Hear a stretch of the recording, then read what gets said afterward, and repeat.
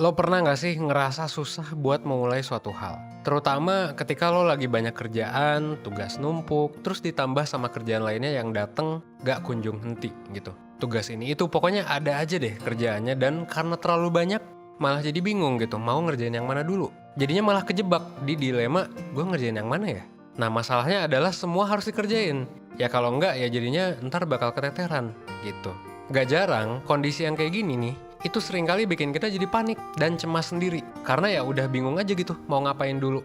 Dan jadi banyak pikiran yang akhirnya malah nggak ngerjain apa-apa. Malah jadi overthinking aja gitu. Nah kalau udah kayak gitu yang ada malah dampaknya makin buruk. Kerjaan kita jadi nggak selesai ditambah overthinking. Sebenarnya wajar nggak sih ngerasain kayak gini? Well wajar aja ya. Ya ini adalah masalah yang umum banget dan wajar juga karena ya kita nggak pernah belajar tentang ini di sekolah. 17 tahun sampai 21 tahun kita sekolah, kita ngampus, ya kita belajar apa sih?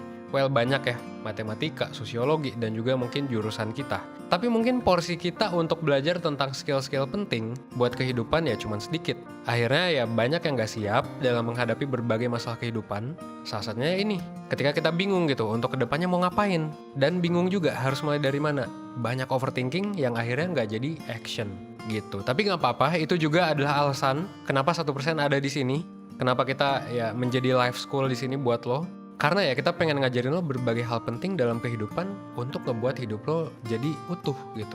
Karena ya kita pengen ngajarin berbagai hal penting dalam kehidupan yang akan ngebuat lo bisa hidup seutuhnya. Nah gitu ya. Jadi kalau lo mau belajar untuk gimana caranya mengatasi bingung dan overthinking ini, lo ada di video yang tepat. Lo tonton video ini sampai habis supaya lo bisa dapat keseluruhan insight-nya.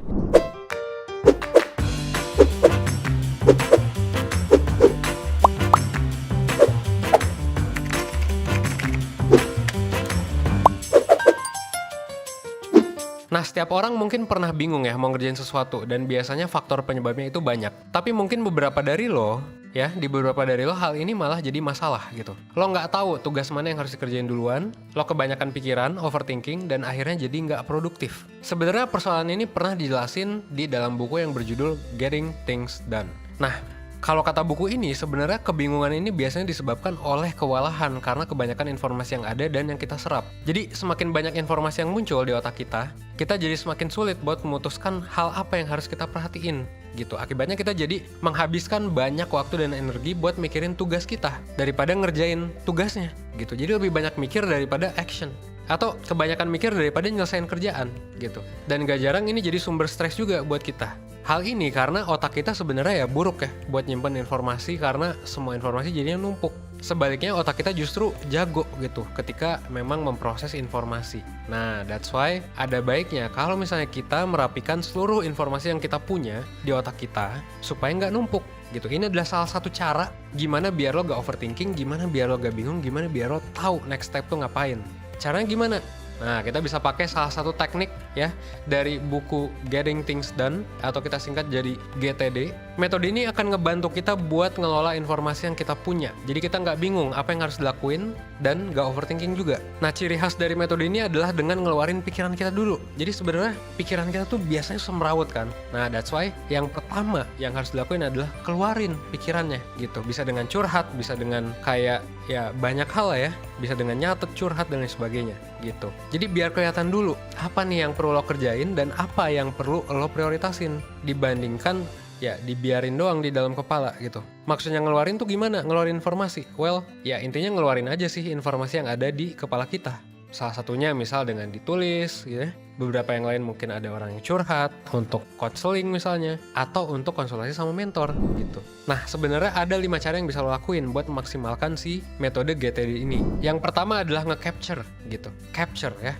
Kumpulin semua informasi yang menarik perhatian lo dan keluarin itu dari kepala lo. Mulai dari kejadian atau tugas yang memang harus lo selesaiin atau mungkin kegagalan masa lalu gitu ya. Yang memang ya lo pikirin terus gitu. Lo bisa coba tuangin gitu ya.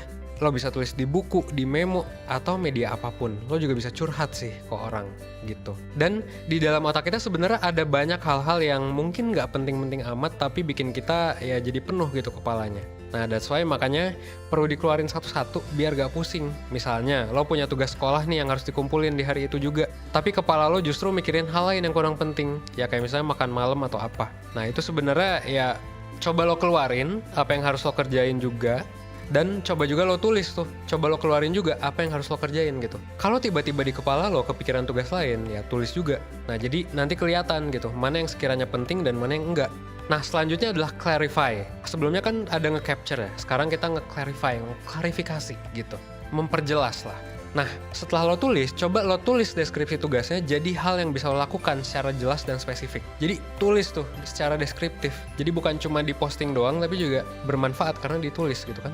Nah, misal hari ini lo punya tugas nyapu rumah sama belajar buat UAS. Biar jelas dan spesifik dan ngebantu lo ke depannya biar nggak mikir-mikir tentang tugas, ya yang apalagi yang random-random gitu, lo bisa aja nulisnya jadi ya nyapu kamar sendiri dan belajar buku X dari bab X sampai dengan bab Y gitu. Dan selanjutnya kalau memang udah jelas dan spesifik informasi yang lo punya, ya coba rapihin informasi yang lo punya.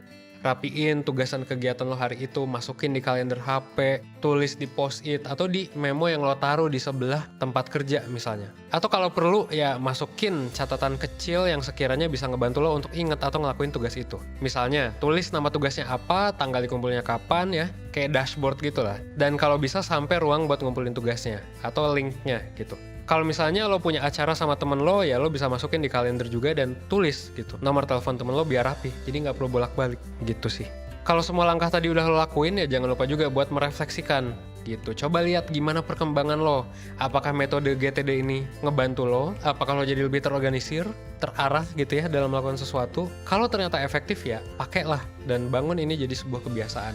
At least 1% aja setiap harinya. Mungkin buat lo yang belum terbiasa untuk nulis atau buat skala prioritas, ya metode GTD ini akan jadi hal yang cukup rumit dan menantang. Kenapa? Karena GTD ini ya punya banyak tahap gitu. Tapi kalau lo berhasil menjadikan metode ini jadi kebiasaan baik ya, pasti nanti bisa jadi produktif gitu, tanpa stres juga. Jadi coba aja dulu, nggak ada salahnya buat nyoba gitu. GTD ini bakal bisa ngelatih dan ngebangun konsistensi lo dalam nyelesain pekerjaan. Jadi lo nggak perlu khawatir atau lupa sama deadline-nya atau tugas lainnya karena udah tertulis gitu. Udah tertulis dengan jelas dan rapih. Akhirnya lo juga bisa menyerap, mengelola, dan mengatur prioritas dari informasi gitu dengan lebih bagus gitu sih. Nah kalau misalnya lo udah coba metode GTD ini belum berhasil atau kayak lo udah berminggu-minggu misalnya punya masalah, ya well balik lagi ya, memang menemukan cara yang sesuai sama diri kita nggak segampang itu gitu. Toh kita juga nggak pernah belajar tentang ini di sekolah. Nah that's why gue saranin sih lo memang cari cara lain yang sesuai sama diri lo, yang premium juga gitu. Kalau misalnya lo lagi nyari metode lain yang efektif buat ngatur prioritas gitu ya, supaya lebih produktif, supaya kita tetap sehat mental, well, lo bisa ikutin webinar 1% di hari Minggu tanggal 3 Januari 2021. Nanti judulnya adalah Menjalani Hidup Produktif dan Sehat Mental. Webinarnya bakalan diisi sama siapa? Ada Kak Diah, psikolog 1%, dan ada gue juga gitu ya. Webinarnya cocok banget buat lo yang lagi belajar untuk mengatur prioritas. Karena lo bakalan belajar sesuai judulnya, cara supaya lo bisa menjalani hidup yang produktif dan sehat mental gitu.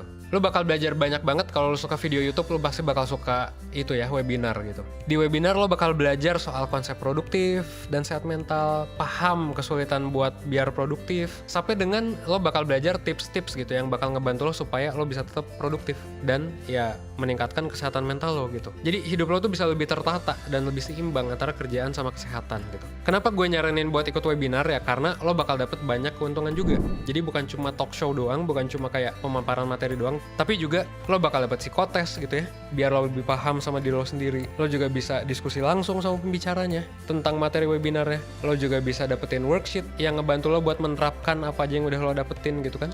Nah jadi banyak banget yang bakal lo dapet gitu. Nah, ketika webinarnya udah selesai juga lo bakal masuk ke grup komunitas ya di Telegram, di mana nanti akan ada sesi Q&A selama 3 hari berturut-turut. Lo bisa cek aja tuh kalau orang lain kayak gimana gitu, karena gue juga terinspirasi dari sini gitu sih. Nah, semua itu bisa lo dapetin ya dengan harga promo cuman 85.000 aja. Nah, terus kalau misalnya lo mau bundling, beli webinarnya 2 sekaligus gitu ya, misal sama webinar apa sama apa gitu kan, lo bisa ambil tuh paket bundle ya, paket bundle yang memang ya banyak promonya biasanya gitu. Jadi silakan cek aja langsung 1%.net kalau misalnya lo pengen tahu lebih lanjut, atau bisa klik link yang udah gue taruh di deskripsi gitu. Dan jangan lupa juga follow Instagram kita di webinar.1%. Akhir kata, gue mau bilang aja bahwa wajar kalau misalnya kita pernah ngerasa kebingungan dan capek gitu ya. Tapi hal yang perlu diingat adalah tenang dan jangan panik. Coba atur aja dulu semuanya. Coba ya lo prioritaskan hal yang memang prioritas, dan ya coba jalani aja dulu gitu. Menghadapi situasi ini juga nggak perlu buru-buru ya, perlahan aja, yang penting ada progresnya. Minimal itu ya, 1% aja setiap harinya. Oke? Nah, mungkin sekian dari gue. Semoga video ini bisa ngebuat lo belajar ya, dan berkembang menjadi lebih baik. Ya, seenggaknya 1% setiap harinya. Ingat, satu video sebelum tidur, itu bakal bermanfaat banget ya, supaya lo bisa hidup seutuhnya.